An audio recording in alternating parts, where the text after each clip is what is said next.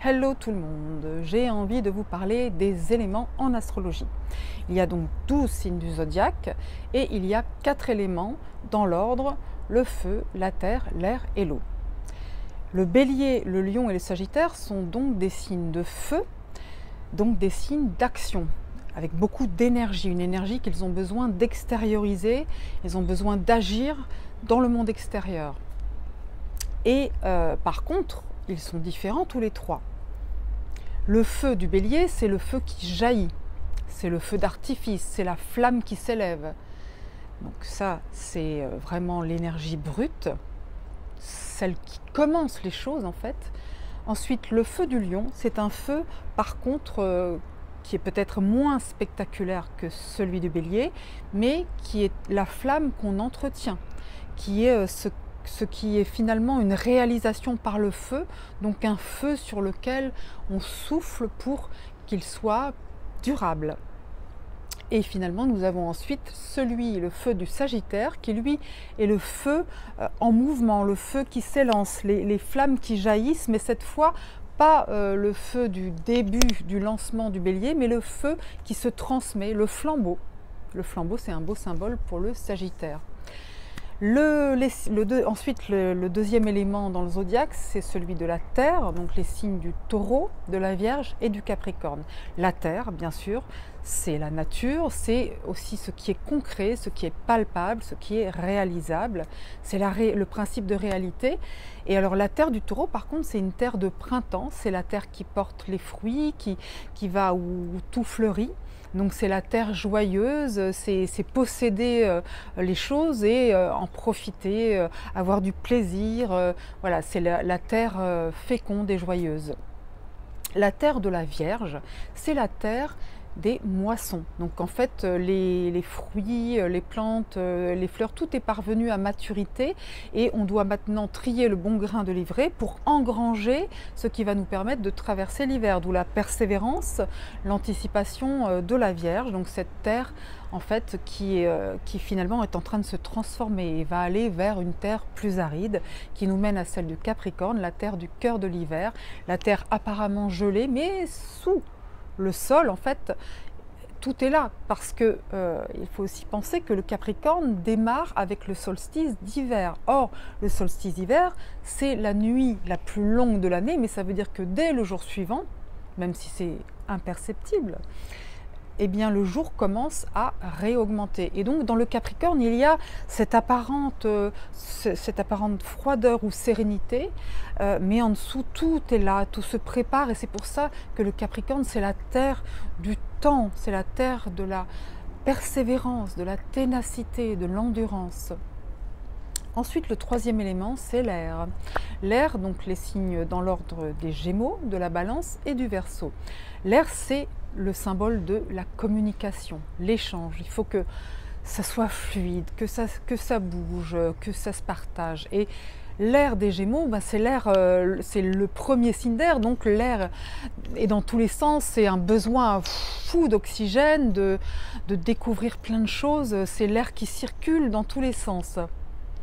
Après, la Balance, c'est l'air qu'on échange, inspire, expire, et aussi dans la relation, en fait, on cherche l'équilibre des deux plateaux de la Balance, donc l'air qui nous permet d'échanger de manière fluide et harmonieuse avec les autres. Et l'air du Verseau, eh bien c'est l'air du temps, c'est le grand air, c'est l'air du ciel, c'est le ciel, le signe vraiment céleste, cosmique, et où là on va partager cet air, cette communication avec un groupe, avec une société, avec l'humanité aussi. Voilà, et il nous reste encore un élément, l'eau, donc les signes dans l'ordre du Cancer, du Scorpion et des Poissons. Le premier signe d'eau, le Cancer, ce sont les eaux maternelles, ce sont les eaux des origines, l'océan primordial. Et donc en fait, il y a cette notion de se sentir en harmonie avec les courants, les sentiments, les sensations, parce qu'en fait, l'eau, c'est l'élément du sentiment. Hein, en fait, si on récapitule, on a le feu, l'action, on a la terre, la concrétisation, on a l'air, la communication, et on a l'eau, les sentiments. Donc les sentiments du cancer, c'est voilà, c'est l'eau des origines, c'est vraiment comment trouver dans les sentiments, dans les émotions, quelque chose qui apporte cette sérénité profonde, cette confiance qu'on a totalement quand on est enveloppé dans les eaux, dans les bras maternels. L'eau du scorpion, eh bien, ce sont les marécages, les eaux fixes, donc où en fait c'est très étrange, on ne sait pas ce qu'il y a en dessous, ça fait peur, mais en même temps ça attire, on a envie d'aller voir ce qu'il y a. Et il peut y avoir effectivement des choses qui sont inquiétantes ou dangereuses, mais aussi des trésors. On trouve aussi des tas de trésors sous les eaux apparemment immobiles et stagnantes.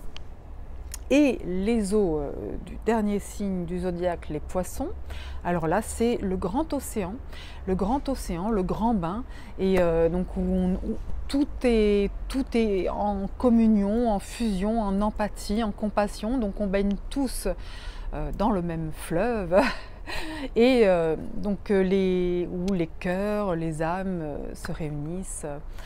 Et continuent à vivre des grands rêves et des grands sentiments ensemble. Voilà un petit tour des 4 éléments. C'est très important parce que en fait, l'élément de notre signe solaire, on en a vraiment besoin pour se sentir en sérénité, en accomplissement. Donc par exemple, les signes de feu, Bélier, Lion, Sagittaire, ben, souvent ça va être par l'action, l'énergie qu'ils projettent sur le monde, qu'ils vont pouvoir se ressourcer, se sentir bien dans leur peau. Les signes de terre, ils vont avoir besoin de sentir les choses avec leur sens, hein, de pouvoir les saisir, les appréhender, les concrétiser. Ils vont être motivés par des objectifs dont ils pourront voir la réalité s'incarner. C'est ça qui va leur donner plus d'énergie. Et parfois, la terre, c'est simplement justement le contact avec la nature qui va les ressourcer aussi. L'air, c'est vraiment la communication. Donc du coup, Gémeaux, Balance, Verseau, ce qui va les ressourcer, c'est d'échanger avec les autres. Donc ils ont besoin de parler, d'écouter vraiment, et aussi d'apprendre des choses, d'être en ouverture sur le monde extérieur.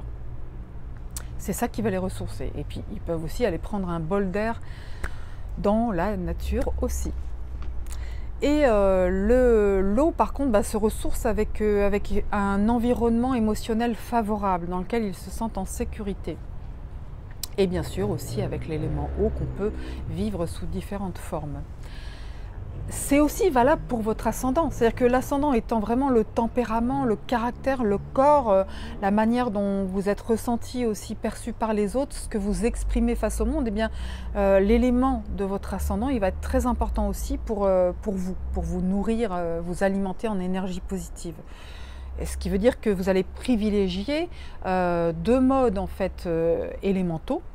Par exemple, si vous êtes taureau, ascendant balance, vous aurez besoin à la fois de la terre, donc d'expériences concrètes, du contact avec la nature, avec les choses simples qu'on peut vivre au quotidien, hein, qu'on peut manger, boire, le sommeil, tout ce qu'on peut ressentir, voir, enfin par nos 5 sens.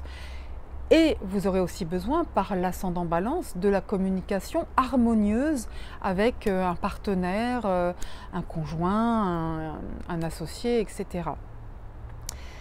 Donc en harmonie. Donc les deux seront importants. Donc ça dépend ensuite bien sûr de chaque situation, comment on va pouvoir vivre ça. Mais c'est important, par exemple les signes d'air, s'ils ne peuvent plus communiquer, s'ils sont réduits au silence, à l'isolement, à la solitude, qu'il n'y a plus de communication par exemple dans le couple ou dans une amitié, pour eux c'est encore plus difficile que pour les autres signes parce que c'est leur élément vital. Et le feu, c'est pareil, si on empêche Bélier, Lion, Sagittaire de bouger, de s'exprimer, de s'affirmer, de prendre la situation en main, ça va être très dur pour eux. Et pour les signes d'eau, s'ils n'ont pas de contact émotionnel, de sentiments positifs avec les autres, ils le vivront d'autant plus difficilement.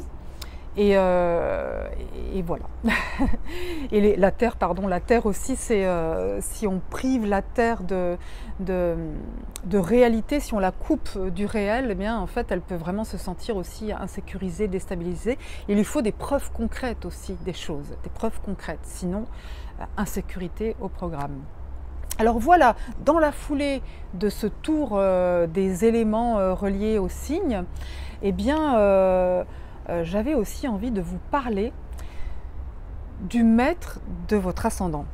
Parce qu'en fait, souvent, vous connaissez votre ascendant, mais est-ce que vous savez que chaque signe est gouverné par une planète et que cette planète, dans votre thème astrologique de naissance, elle est extrêmement importante, puisque les signes, ce sont des énergies, hein, des énergies, de la psyché. Par contre, les planètes sont vraiment les principes actifs qui vraiment, finalement, agissent sur le signe. Donc le maître de votre ascendant, la planète qui gouverne votre signe ascendant, elle va avoir une importance cruciale. Et quand on interprète votre thème astral de naissance, eh bien on va regarder où se trouve le maître de cet ascendant. Et sa position dans votre thème nous indiquera beaucoup de choses aussi sur l'incarnation de votre... dans quel domaine de vie, de manière privilégiée, vous allez incarner ce que vous êtes. Et en plus, votre planète maître d'ascendant, eh bien, elle est dans un autre signe du zodiaque, ou dans le même d'ailleurs, et ça aussi, ça colore en fait ce que vous êtes. Parce que bien sûr, pour vraiment comprendre, analyser une personne à travers son thème astral, eh bien évidemment, c'est un art complexe, hein. Il faut avoir tous les paramètres, tous les symboles en main, les comprendre, les interpréter et trouver ce qui va faire que la personne est unique. Mais là, pour vous expliquer les choses, je vais prendre un exemple. C'est toujours mieux avec un exemple concret. On va prendre le signe de la Vierge, puisque en ce moment, on est encore dans le mois anniversaire des Vierges. Admettons que vous soyez du signe de la Vierge et que vous soyez ascendant Verseau. Voilà, c'est original, Vierge, ascendant Verseau, c'est une combinaison très très originale. D'ailleurs, signe de terre, la Vierge, avec un ascendant dans l'air. Donc à la fois le besoin de concret et le besoin d'échange avec le groupe, avec le Verseau, hein, les idéaux, le groupe, la société, le monde, l'humanité. Alors, du coup, votre maître d'ascendant, si vous êtes ascendant Verseau, traditionnellement, selon les astrologues traditionnels, auxquels j'aime bien me référer, parce que c'est quand même nos bases, elles sont solides, c'est la planète Saturne. Par la suite, au XVIIIe siècle, on a découvert la planète Uranus, et les astrologues ont ensuite estimé qu'Uranus était en affinité avec le signe du Verseau. Donc, on va dire que le Verseau est gâté, il a 2 mètres. Donc, mais je vais regarder en priorité la planète Saturne dans votre thème, donc, puisqu'elle gouverne votre ascendant. Admettons que Saturne se trouve dans le signe juste en face du Verseau, le Lion, qui du coup dans votre thème de naissance sera en face de l'ascendant, donc à l'endroit, la maison opposée à celle de l'ascendant, la maison 7, le descendant. Donc en fait, c'est l'ascendant moi, et en face, la maison 7, le descendant les autres, donc ma relation aux autres. Et donc Saturne va se trouver, votre maître d'ascendant va être complètement transporté dans un domaine spécifique qui est celui, qui était d'ailleurs traditionnellement celui du mariage, des contrats, des partenariats. Et donc du coup, pour vous exprimer, pour être vous-même, votre tempérament, vous allez quelque part quand même être assez dépendant du regard des autres. Et avec Saturne, vous allez être particulièrement sensible à tout ce qui va faire que les autres que vous allez être isolé des autres, puisqu'en plus Verseau, signe d'air, besoin de communiquer, Saturne dans la maison 7, la maison des autres, donc du coup vous allez beaucoup avoir besoin de construire des relations profondes et durables, mais ce sera certainement compliqué, parce que Saturne dans la maison du mariage, c'est quand même un retard, un empêchement, un obstacle. Donc du coup, en plus dans le signe opposé au Verseau, forcément, le Lion, donc du coup ce sera difficile. Il y aura une peur aussi, une peur liée soit à la dépendance aussi, il peut y avoir une attitude un peu extrême, au contraire dans le détachement, la froideur, pour dire non, j'ai trop peur de devenir dépendant. Vous voyez, enfin, ça nous indique beaucoup de choses, hein, le maître de votre ascendant. Et alors bien sûr, avec l'ascendant Verseau, on a ensuite une complexité supplémentaire, c'est qu'on va regarder aussi où se trouve la planète Uranus. Et on aura Saturne d'un côté, Uranus de l'autre, donc ça nous fait beaucoup d'éléments. Si je prends au contraire un ascendant très différent, l'ascendant Scorpion, là aussi il aura également 2 maîtres. Son maître traditionnel c'est Mars, c'est quand même un guerrier, le Scorpion aussi, c'est un guerrier psychique, hein, très à l'intérieur. C'est pour ça qu'il est beaucoup dans la passion aussi, mais la passion maîtrisée, si tout va bien. Et il a également Pluton qui a été découvert en 1930 et les astrologues donc, du XXe siècle ont estimé que Pluton était en résonance avec le Scorpion. Pour la plupart, d'autres ont des avis différents, mais la majorité ont opté pour Pluton en affinité avec le Scorpion, puisque Pluton c'est la mort et la renaissance, le symbole du phénix qui renaît de ses cendres, ce qui est une capacité du Scorpion à se régénérer. Donc avec votre ascendant Scorpion, votre Mars, il peut se trouver dans un signe et dans un endroit du thème complètement différent. Par exemple, admettons qu'il se trouve dans la maison 4. La maison 4, qui est donc l'ascendant, hein, pour mémoire, c'est la maison 1. Donc la maison 4, elle symbolise le domaine de vie relié à la famille, aux racines, aux origines, enfin à l'habitat, l'immobilier, voilà. Et donc si vous avez votre maître d'ascendant Mars, donc a priori qui sera 3 signes plus loin dans le Verseau ou parfois dans les Poissons, mais admettons qu'il soit Mars en Verseau dans la maison 4, alors ce sera très différent. Votre énergie scorpionne, de sentiments intenses, profonds, de besoin de vivre les choses jusqu'au bout et à fond, cette énergie-là, elle va se trouver dans la maison de la famille. Donc on va avoir certainement déjà dans le rapport à l'enfance, au lieu de vie, à l'héritage quelque part des ancêtres du passé, on va avoir certainement une dynamique de confrontation, de combat, qui ne s'est pas forcément exprimé de manière évidente, hein. Ça peut avoir été quelque chose, un contexte aussi, c'est à creuser quand on analyse un thème astral de naissance. Mais il sera en plus dans le Verseau, donc ce qui n'est pas une énergie du tout en harmonie avec l'eau du Scorpion, qui est le sentiment. Là, Mars se retrouve dans le Verseau, qui est un signe d'air, de communication, en plus de le signe des idéaux, et qui est beaucoup plus tolérant et détaché des affects que le Scorpion. Donc Mars en Verseau, il va chercher sa famille, il a besoin de trouver sa famille à travers des idéaux. Et donc le Scorpion, l'ascendant Scorpion va concentrer énormément d'énergie pour se battre, pour se sentir réclamer son appartenance à un groupe qui peut être justement la communauté familiale, mais aussi une autre communauté. Il va peut-être rejeter sa communauté d'origine, puisque le Verseau c'est le signe du groupe, donc dans la maison 4 celle de la famille, pour aller se battre, pour aller conquérir une autre famille ailleurs. Alors vous voyez, c'est des exemples pour montrer que le maître de l'ascendant, il emmène les énergies psychiques de votre ascendant dans un domaine qui se situe quelque part dans votre thème et qui peut être extrêmement concret. Là on a vu, ça peut être la famille, ça peut être le partenaire, après il y a aussi bien sûr le travail, la santé, il y a beaucoup de choses, tous les domaines de vie sont envisagés dans le thème, et donc cette énergie, on l'emmène, la planète, elle va nous pousser, nous donner un moteur, elle va nous forcer à vivre des expériences liées à ce domaine-là.